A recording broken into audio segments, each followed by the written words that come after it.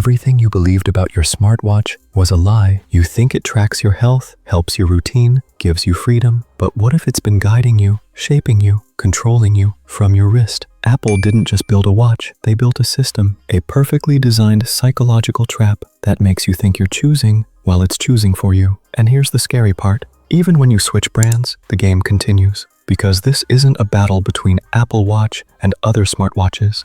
It's a battle for your attention, your habits, your life. In the next few minutes, you'll see the untold story behind the world's most powerful wearable and why tech insiders are warning, if you own a smartwatch, you need to watch this till the end. Because by the end of this video, you might start questioning what's on your own wrist. Let's begin. Part 1. It was never just a watch. The year was 2015. Tim Cook walks onto the stage and quietly says the words, "We have one more thing." The crowd erupts, but no one really knew what was coming.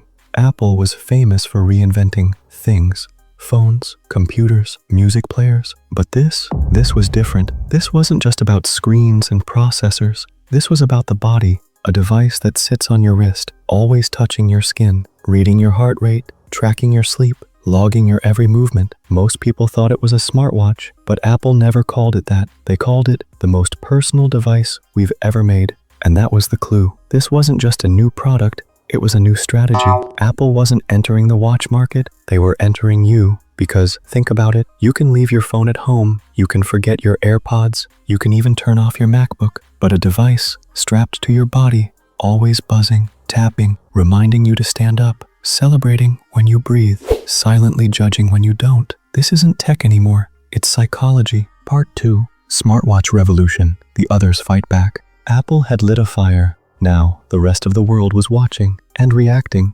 Samsung, Google, Fitbit, Garmin, they weren't going to just sit back and let Apple own the wrist. Suddenly, the war for your arm began. Each company tried a different approach. Samsung went bold, curved screens, rotating bezels, and flashy displays. Google focused on software, trying to bring Android to your wrist. Fitbit doubled down on fitness, targeting athletes and health nerds. Garmin chased the outdoors, runners, hikers, swimmers. But there was a problem. They all made smartwatches. Apple made a relationship. While others sold features, Apple sold feelings. While others gave you data, Apple gave you identity. And quietly, the Apple Watch kept evolving. Smarter sensors, emergency SOS, fall detection, ECG monitoring, blood oxygen scanning, even crash detection. Not just notifications, not just steps, but life-saving tech on your skin. This wasn't just a competition anymore, it was a shift. The smartwatch was no longer a gadget, it had become a second brain, attached to your wrist. Before we move forward, if you're enjoying this story about smartwatches, like the video, subscribe to the channel, and hit the notification bell to all so you never miss more amazing videos like this. Part 3. Apple's secret weapon, the ecosystem trap. You didn't just buy a watch, you bought into a system, because the real power of the Apple Watch was never just the watch, it was the connection.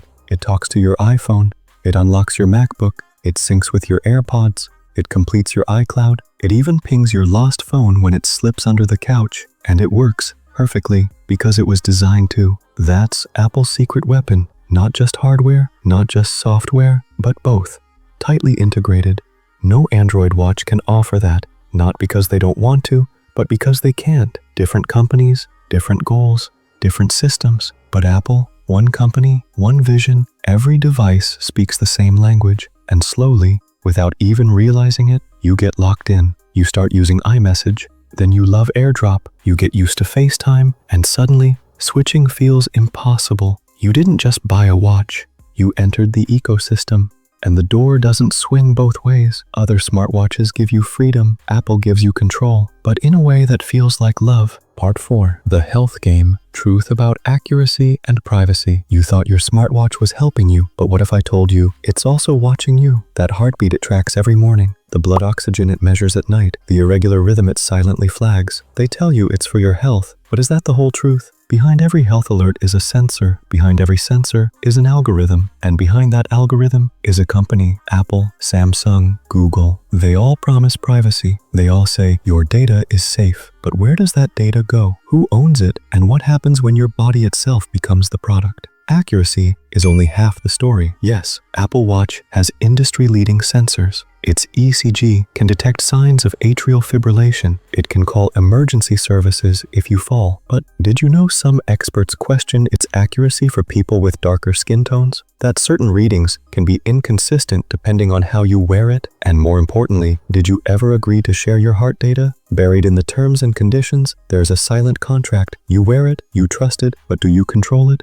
Because this isn't just health tech anymore. It's surveillance, it's biometric profiling, and it's happening right on your wrist. In this game, the one who knows your body controls your future. Part 5. Why people still choose Apple. The truth is, Apple isn't always better. In fact, in battery life, customization, even health data sharing, some smartwatches do more. And yet, people still choose Apple. Why? Because Apple isn't just selling you a product, it's selling you belonging. It starts the moment you walk into the store. The white walls, the minimal glass, the glowing logo. You're not shopping, you're joining something. Apple knows how the human brain works. We want things that feel premium. We trust what our friends use, and we follow the crowd, especially when the crowd is cool. An Apple Watch isn't just a smartwatch. It's a status symbol. It says, I'm part of the tribe. It pairs instantly with your iPhone. It unlocks your Mac. It syncs your photos, music, workouts seamlessly. And soon, switching away doesn't feel like an upgrade. It feels like exile, because Apple doesn't just make tech, it creates a world.